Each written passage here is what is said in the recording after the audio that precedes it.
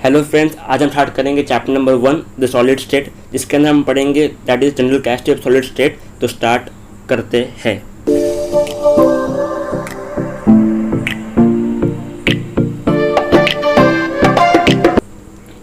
तो ये जो टॉपिक है वो बेसिक टॉपिक है और ये टॉपिक जो है मोस्टली एग्जाम में नहीं आता। और ये चैप्टर की बात करें, चैप्टर जो है बहुत सिंपल है compare to chapter number 2। Chapter number 2 भी सिंपल है, बट उसमें जो है हमको फॉर्मूला लर्न करने पड़ते हैं, उसमें थोड़ा क्वेश्चन की प्रैक्टिस करनी पड़ती है। चैप्टर नंबर में प्रैक्टिस करनी पड़ती है बट कम करनी पड़ती है, और ये थोड़ा सिंपल चैप्टर भी है। तो अब शुरुआत करते हैं हमारे चैप्टर की। तो चैप्टर में जो होता है हमें पता है यूनिवर्स के अंदर जो है 3 टाइप के मैटर होते हैं, दैट इज और सॉलिड, लिक्विड, गैस। प्राइमरी 3 होते हैं, सॉलिड, लिक्विड, गैस। जिससे हम लिक्विड गैस को हम कहते हैं फ्लूइड्स, इसे कहते हैं हम फ्लूइड्स। और हम जो है सेकंड जो है हमारा सॉलिड है, सॉलिड, लिक्विड, गैस। इसमें से हम पढ़ेंगे सॉलिड।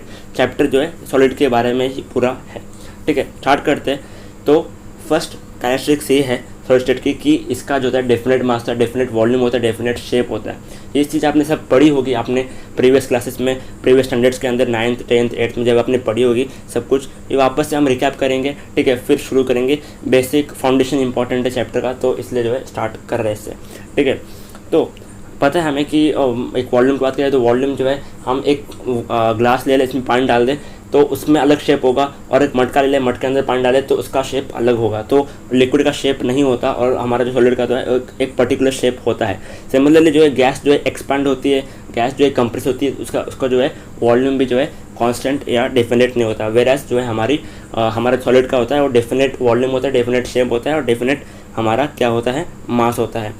और जो इंटरमॉलिक्यूलर डिस्टेंस होती है वो बहुत शॉर्ट होती है। ठीक है, गैस में बहुत हाई होती है डिस्टेंस और लिक्विड में उससे कम होती है, और जो सॉलिड होता है वो तो एकदम कम होती है। ठीक है, इंटरमॉलिक्यूलर मतलब क्या, 2 मॉलिक्यूल के बीच में डिस्टेंस वो बहुत शॉर्ट होती है। ठीक है, ये सब आपने पढ़ा होगा, बेसिक सब कुछ है। ठीक है, बट आपको ये आना चाहिए, क्या पता 1 या 2 मार्क के लिए एज ए ऑब्जेक्ट में पूछ ले ऐसा करके, तो आपको बेसिक तो आना ही चाहिए। ठीक है, तो इंटरमॉलिक्यूलर फोर्स जो होता है, अट्रैक्शन जो होता है वो स्ट्रांग होता है।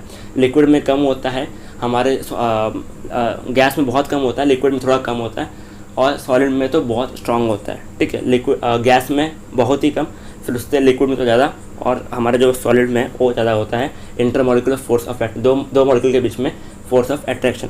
और फोर्थ पॉइंट जो है, हमारे जो पार्टिकल्स, जो हमारे मॉलिक्यूल्स, जो हमारे आइटम्स जो है वो अपने पोजीशन पे ऑस्किलेट करते हैं। ऑस्किलेट मतलब क्या होता है, आपने पढ़ा होगा फिजिक्स के अंदर कि अपने पोजीशन पे जो है वो हिलते हैं। ठीक है, जो हमारे जो मॉलिक्यूल्स हैं अंदर अपने अपने पोजीशन पे जो है हिलते हैं। और लास्ट इज़ कि सॉलिड जो है वो इनकम्प्रेसिबल होते हैं और रिजिड होते हैं। इनकम्प्रेसिबल जो है इनको दबा नहीं सकते, तो वो जो होते हैं इनको दबाना पॉसिबल नहीं है, वेराज जो है लिक्विड और गैस को दबाना पॉसिबल है। तो यही था हमारा ये कॉन्सेप्ट, बहुत सिंपल टॉपिक है। हमने जो इसको रिवाइज कर लिया, जो हमने पढ़ा है पहले से भी, तो वापस हमने एक बार रिविजन कर लिया। हम चैप्टर नंबर 1 कंटिन्यू करेंगे। तो यही था वीडियो, लाइक कीजिए और सब्सक्राइब कीजिए और घंटे को क्लिक करना ना भूलिए for further new videos. Till then bye bye and thank you.